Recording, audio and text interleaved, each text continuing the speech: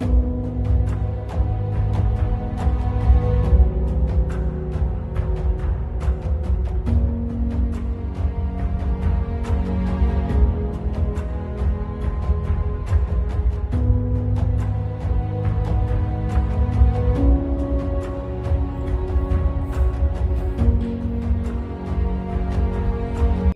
વિદ્યાર્થી મિત્રો,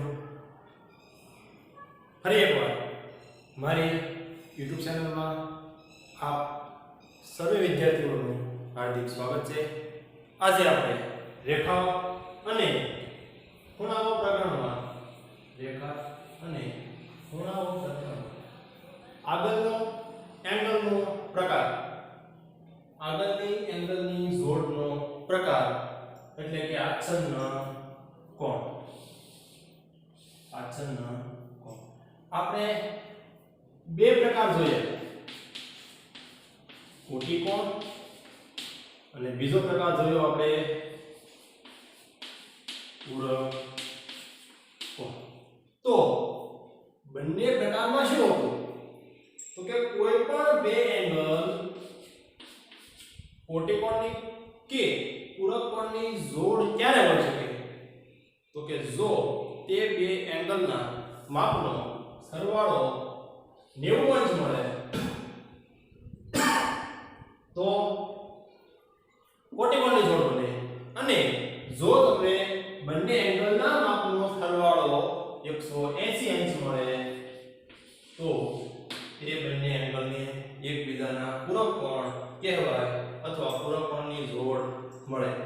તો આ પહેલા બે પ્રકાર એને આપણે દાખલામાં જોયા હતા અને વધારાની માહિતી પણ મેળવી હતી કે ક્યારે કોઈ પણ બે એંગલ એકબીજાના પૂરક કોણ હોઈ શકે, ક્યારે કોટી કોણ હોઈ શકે, કઈ રીતે એના માપ મેળવવાના, એ બધી ચર્ચા આપણે આગળના વિડિયો લેક્ચરમાં કરી. આજે આપણે જે એંગલ જોવાનો છે આછન્ન કોણ, એમાં એવું કોઈ ચોક્કસ માપ નથી કે ભાઈ આ બે એંગલ લ્યો તમે અને એના માપને ઉમેરો અને એટલું માપ મળે તો આછન્ન કોણ બને, એવી કોઈ પણ પ્રકારની વ્યાખ્યા છે નહીં. એવું કોઈ ચોક્કસ માપ જ નથી. આછન્ન કોણની જોડ મેળવવા માટે તમને એવું કોઈ પણ ચોક્કસ માપ નક્કી કરવામાં આવેલું છે નહીં. પણ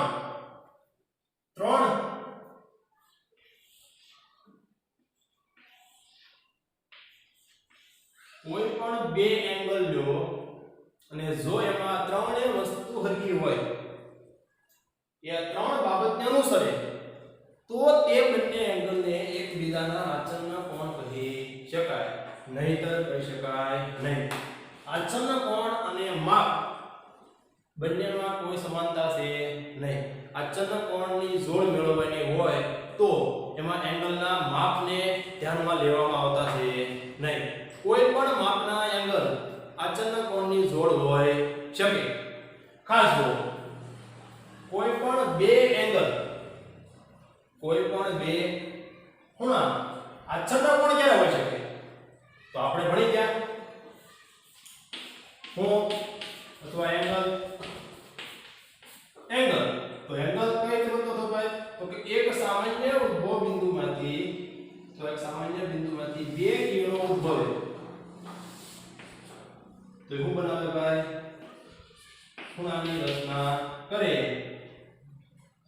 જે બિંદુએ ખૂણો બને છે, જે બિંદુએ એંગલ બને છે, એ બિંદુને શું કહેવાય ભાઈ, એનું શિરો બિંદુ. આપણે નામ આપી દઈએ ભાઈ A B અને C. તો ત્રણે A B અને C એ બિંદુઓ તો છે, પણ આ B ને શું કહેવાય, આપેલ એંગલનું શિરો બિંદુ. અને કિરણ BA અને કિરણ BC એ બંને શું કહેવાય ભાઈ, બાજુઓ અથવા બીજું કહેવાય ભુજા. આપણે કહેવાય હાથને ભુજા, શું કહેવાય બીજું ભુજ, બાજુ અથવા ભુજ. કિરણ BA અને કિરણ BC એ બંને શું કહેવાય, બાજુઓ અથવા ભુજ. અને જે બિંદુએ એંગલ બને છે, એંગલની રચના થાય છે, એ બિંદુને કહેવાય તે એંગલનું શિરોબિંદુ. તો હવે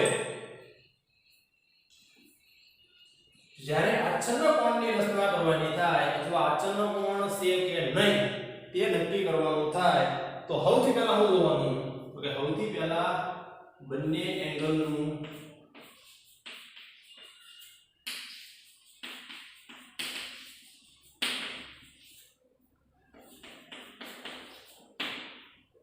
શિરોબિંદુ સામાન્ય હોય અથવા સામાન્ય શિરોબિંદુ હોય.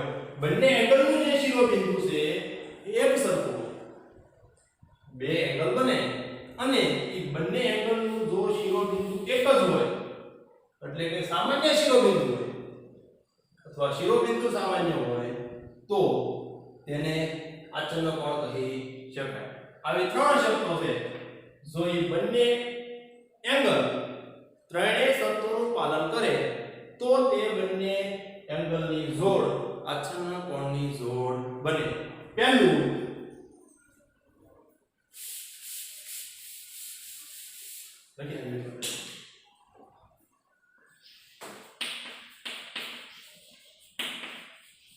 શિરોબિંદુ સામાન્ય હોય. બીજું એક ભુજ અથવા એક બાજુ સામાન્ય હોય. સામાન્ય એટલે હું બંનેમાં સરખું શિરોબિંદુ સામાન્ય હોય. બીજું એક ભુજ સામાન્ય હોય એટલે બંને એંગલ બનાવવામાં જે બાજુઓ બને એમાં બંને એંગલની એક ભુજ સામાન્ય હોય એટલે એક બાજુ બંનેમાં સરખી હોવી જોઈએ. એક બાજુ બંનેમાં સરખી હોવી જોઈએ. અને ત્રીજું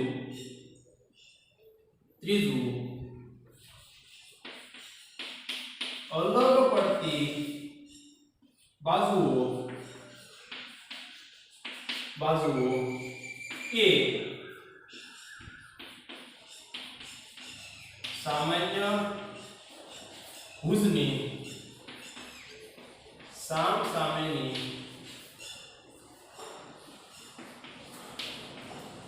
બાજુએ હોય. અલગ પડતી જે બાજુઓ છે એ સામાન્ય ભુજની સામસામેની બાજુએ હોય. જો આકૃતિ દોરીને સમજીએ આપણે.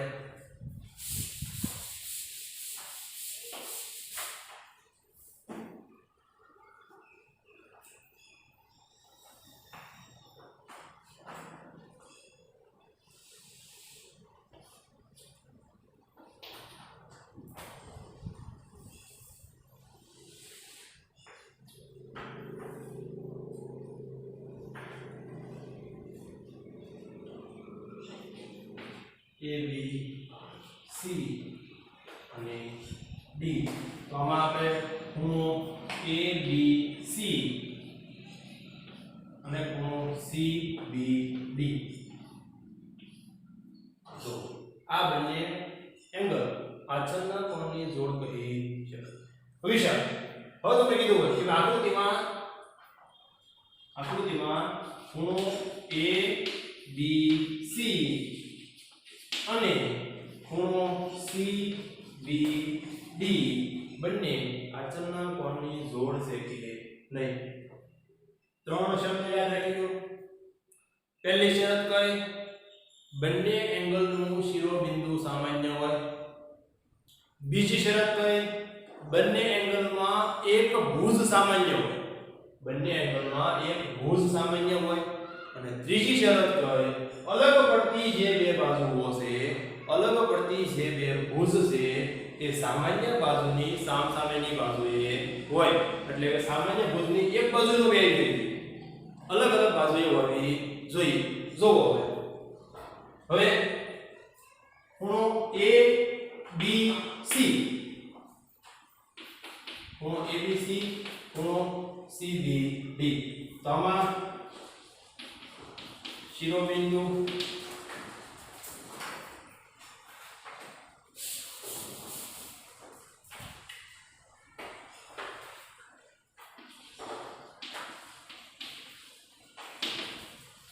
શિરોબિંદુ તો ખૂણા ABC માં એનું શિરોબિંદુ શું થશે ભાઈ તો કે જે બિંદુએ ખૂણો રચાય છે એ બિંદુ તો ક્યાં રચાય છે ABC માં તો B બિંદુએ શું થાય બિંદુ B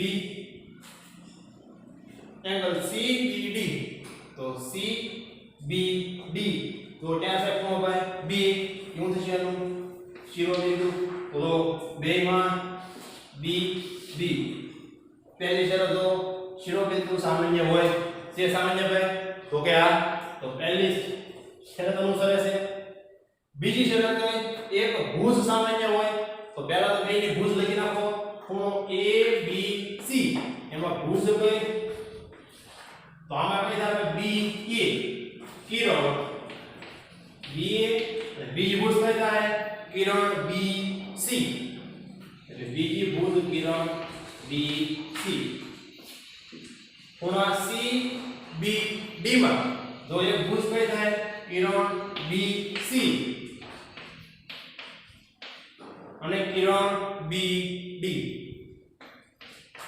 કિરણ BD હવે જો એક ભુજ સામાન્ય હોય આની બે ભુજ આની પણ બે ભુજ હવે જો તો એમાં એક પણ ભુજ સરખી છે કે હા ભાઈ આમાં તો કિરણ BC આમાં કિરણ BC બંને ભાઈ ભુજ સામાન્ય છે તો શરત બેનું પણ પાલન થાય છે ને તો આ ભુજ છે આપણે તો કિરણ BC બંનેમાં આવે છે ABC કરો કે CBD અથવા DBC કરો વેગો થાય કિરણ BC સામાન્ય છે એટલે જો શરત પહેલી શિરોબિંદુ સામાન્ય હોય છે સામાન્ય ભાઈ તો કે આ બીજી શરત એક ભુજ સામાન્ય હોય છે સામાન્ય તો કે હા હવે તો અલગ કઈ કઈ પડે તો કે આમાં કિરણ BA અને આમાં કિરણ BD તો ત્રીજી શરત કઈ છે અલગ પડતી બાજુઓ એ સામાન્ય ભુજની સામસામેની બાજુએ હોય હવે જો આ સામાન્ય ભુજ લ્યો તમે અને સામાન્ય ભુજ તમારે લેવામાં આવે ત્યારે બીજી સામાન્ય તો જો હવે BA અને BD એ બંને કેવી હોવી જોઈએ ભાઈ તો કે સામાન્ય ભુજની સામસામેની બાજુએ આ ઉપરની બાજુએ છે તો આ ક્યાં છે ભાઈ નીચેની બાજુએ બંને એક બાજુએ ભેગી થવી જોઈએ નહીં સામાન્ય ભુજ હોય એ ક્યાં રહેવી જોઈએ ભાઈ તો કે અલગ પડતી જે બે બાજુ છે અલગ પડતી જે બે ભુજ છે એ બંનેની વચ્ચે હોવી જોઈએ તો શ્યામ વચ્ચે તો કે આ તો શરત 3 નું પણ પાલન થાય છે એટલા માટે ખૂણા ABC અને ખૂણા CBD અને આચરણના કોણની જોડ કરી છે જોઈ લો ખાસ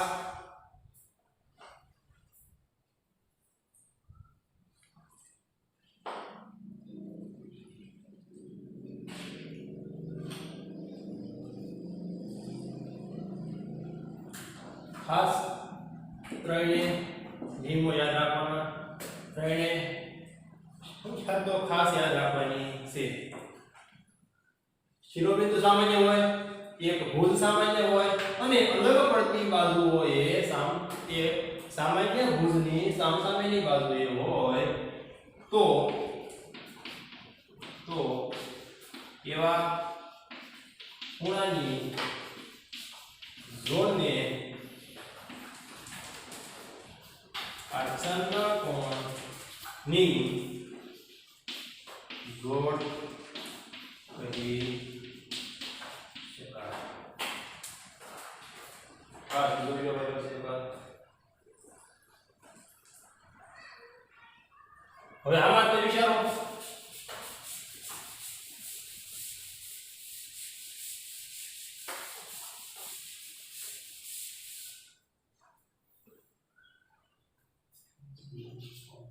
આમાં તો ખૂણો ABC અને એંગલ CBD આ આચરણના કોણની જોડ છે હવે બીજું વિચાર આમાં ABC તો ખાસ જોજો ભાઈ ખૂણો ABC અને ખૂણો ABD, ખૂણો ABD ખાસો ખૂણો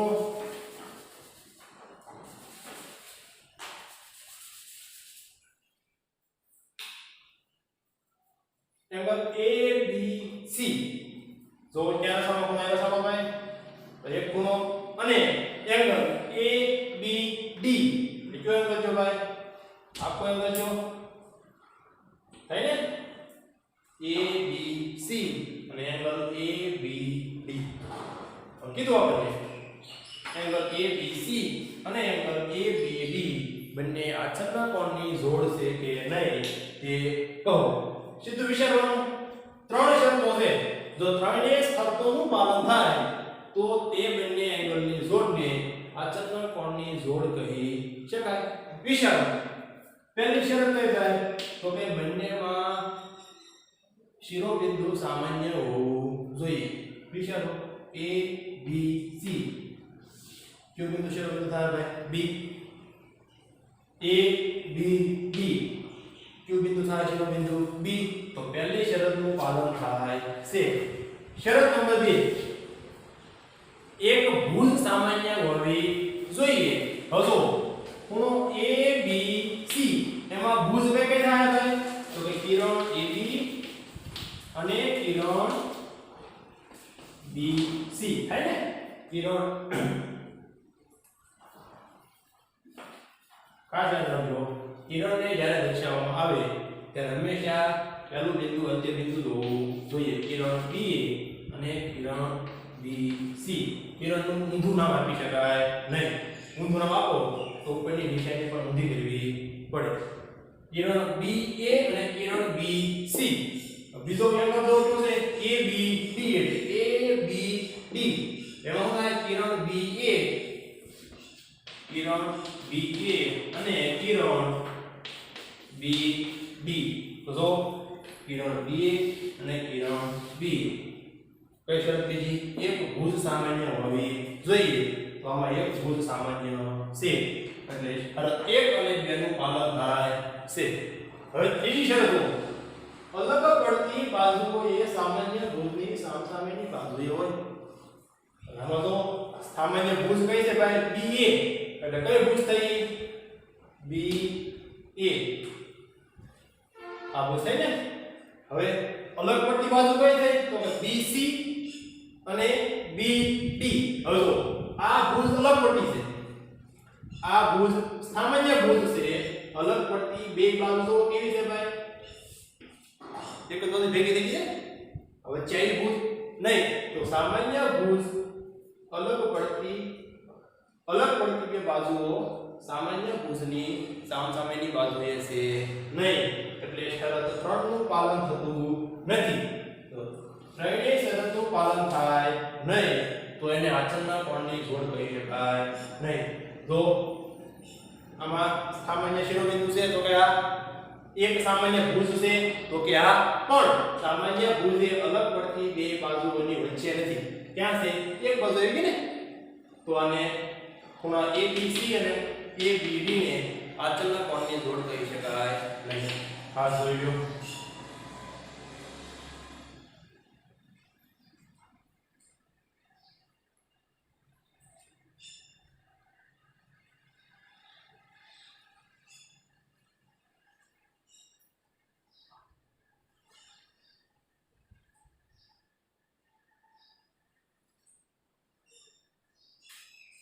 તો ત્રણેય શરતો યાદ રાખવી જરૂરી છે. આચરણના કોણની તમને જ્યારે પૂછાય કે ભાઈ આપેલ એંગલની જોડ આચરણના કોણની જોડ છે કે નહીં તે ચકાસો, ત્યારે આ ત્રણેય શરતો ચકાસવી પડે. જો ત્રણેય ત્રણનું પાલન થાય તો આચરણના કોણની જોડ હોય, નહીંતર આચરણના કોણની જોડ કહી શકાય નહીં. તો આજના તાસમાં બસ આટલું જ. હજી એકવાર, જો તમે મારી channel math with Hardik Pandya ને સબસ્ક્રાઇબ ના કરી હોય તો સબસ્ક્રાઇબ કરી લેજો અને બાજુમાં આવતા બેલ આઇકન પર ક્લિક પણ કરી લેજો, જેનાથી તમને તમામ વિડિયોની માહિતી સરળતાથી મળતી રહે. બસ અસ્તુ. આભાર.